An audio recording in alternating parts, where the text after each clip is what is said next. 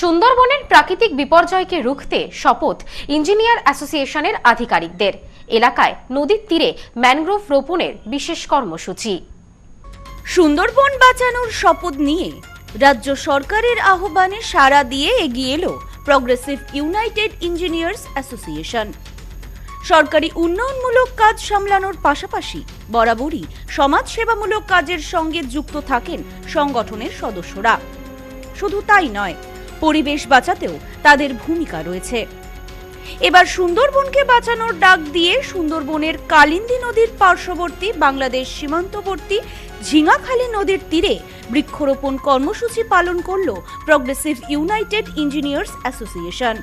বৃক্ষরোপণ কর্মসূচি শেষে উদ্যোক্তারা বলেন, প্রাকৃতিক দুর্যোগের সঙ্গে মোকাবিলা করে রাজ্যকে বারবার বাঁচিয়ে চলেছে সুন্দরবনের বৃহত্তর জঙ্গল।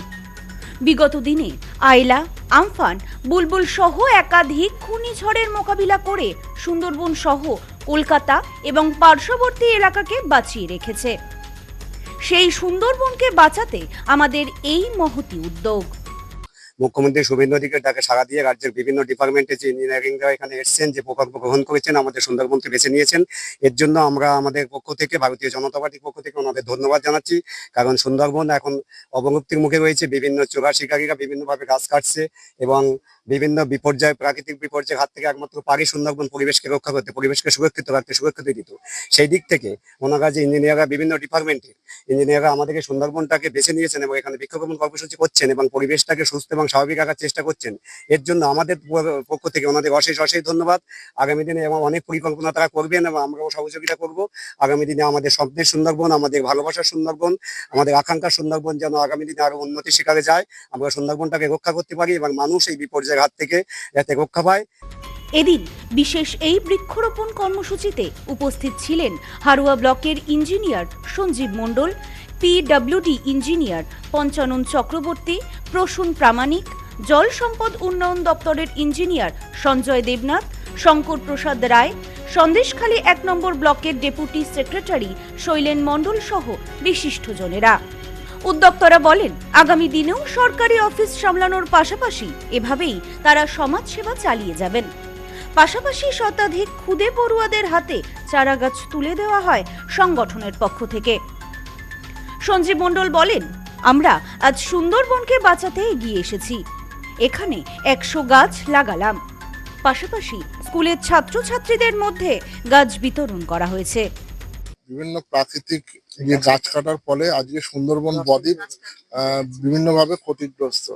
তো আমরা যারা বিভিন্ন দপ্তরে ইঞ্জিনিয়ার হিসেবে সরকারি দপ্তরে কর্মরত, পিডব্লিউডি আছি, জল সম্পদ উন্নয়ন দপ্তর, ইরিগেশন, পিএইচই, সমস্ত দপ্তরের ইঞ্জিনিয়াররা আমরা ভাবলাম যে সুন্দরবনকে বাঁচাতে হলে, সুন্দরবনকে রক্ষা করতে হলে পরিবেশ বাঁচবে। এটাকে মাথায় রেখে, এবং আপনারা জানেন যে অরণ্য সপ্তাহ চলছে। এই অরণ্য সপ্তাহে আমাদের পশ্চিমবঙ্গের মাননীয় মুখ্যমন্ত্রী শুভেন্দু অধিকারী তিনি বিশেষ উদ্যোগ নিয়েছেন। সেই উদ্যোগে আমরাও ছাড়া দিয়ে আমরা এই প্রান্তিক সুন্দরবনকে বেছে নিয়েছি এবং এই সুন্দরবনে আমরা যে এই নোনা জলে যে গাছগুলো বেঁচে থাকে, সেই গাছগুলো আমরা এখানে নিজেরাও মাটি খুঁড়ে আমরা বসাচ্ছি। এখানে প্রচুর ছাত্রছাত্রী আছে, তাদেরকেও আমরা চারা গাছ দেব তাদের বাড়িতে বসানোর জন্য, এবং এখানকার যারা স্থানীয় নেতৃত্ব আছে তারাও বিশেষভাবে আমাদের সঙ্গে সহযোগিতা করছে। ব্যুরো রিপোর্ট, নিউজ নোম্যান্সল্যান্ড, উত্তর 24 পরগনা। এশিয়ার দ্বিতীয় বৃহত্তম শিবলিঙ্গ অবস্থিত নদিয়ার শিবনিবাসে। তারকেশ্বরের পাশাপাশি রাজ্য সরকার উন্নয়ন করুক এখানেও, এমনটাই চাইছেন স্থানীয়রা। এশিয়ার দ্বিতীয় বৃহত্তম শিবলিঙ্গ শিবনিবাস মন্দিরে, তাই নেউপিসি জুয়েলার্স সম্পর্ক গড়ে দেয়। বনগাঁতে আমাদের 3টি শোরুম প্রতিদিনই খোলা।